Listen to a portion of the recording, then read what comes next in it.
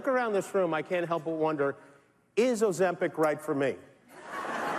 Host Jimmy Kimmel's joke during the Oscars touched on the worst-kept secret in Hollywood. A popular diabetes drug that some are using for weight loss. Taking a drug called Ozempic to lose weight.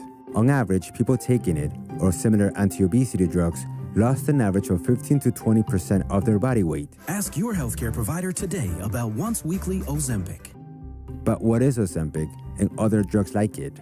The new drugs were originally designed for type 2 diabetes, and when they started testing them, they noticed that a side effect of these drugs was a considerable amount of weight loss. There are 3 right now. Their brand names are Ozempic and Wegovy. Wegovy helped us lose weight and keep it off. And then a third one is Mounjaro, which is a somewhat different drug. And Mounjaro can help decrease how much food you eat.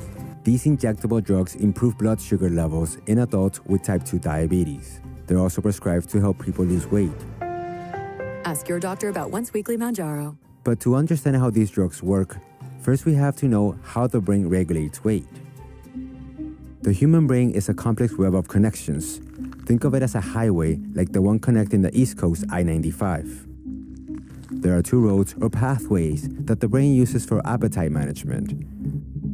Pathway 1 tells us to eat less and store less. And Pathway 2 tells us to eat more and store more.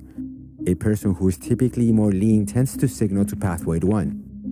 They don't have to tell their brain to do it, it just does it.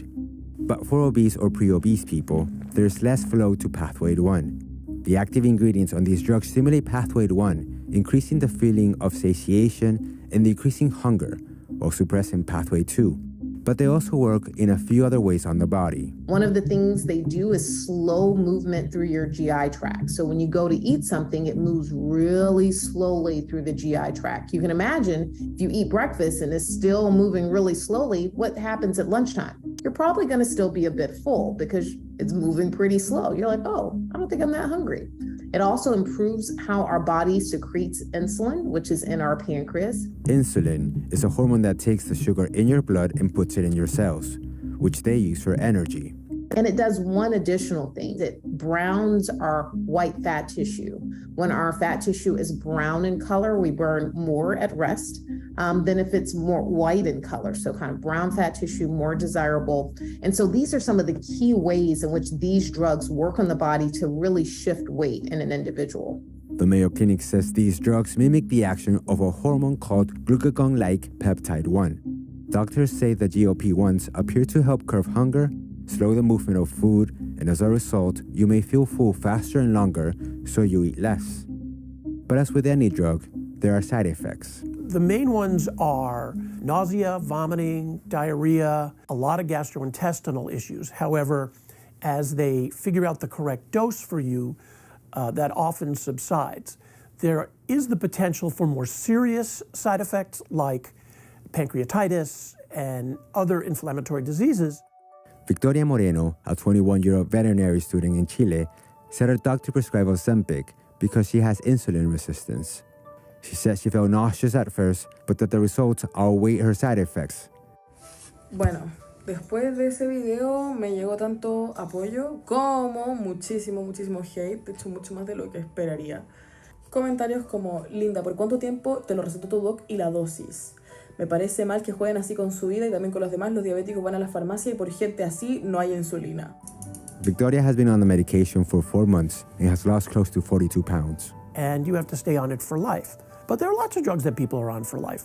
Blood pressure lowering medication, statins, other diabetes drugs. But some of these drugs are being prescribed off-label for people who want to lose weight but don't necessarily need it for their health.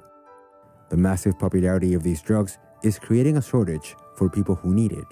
The companies that make these meds were not expecting the degree of demand. And so I think there's a collision of storms. According to the most recent data, which was my study published in the Mayo Clinic Proceedings, only about 1% of individuals that meet criteria for medications are actually on them. But look, this market is gigantic. There are predictions that this group of drugs could be the biggest selling in pharmaceutical history.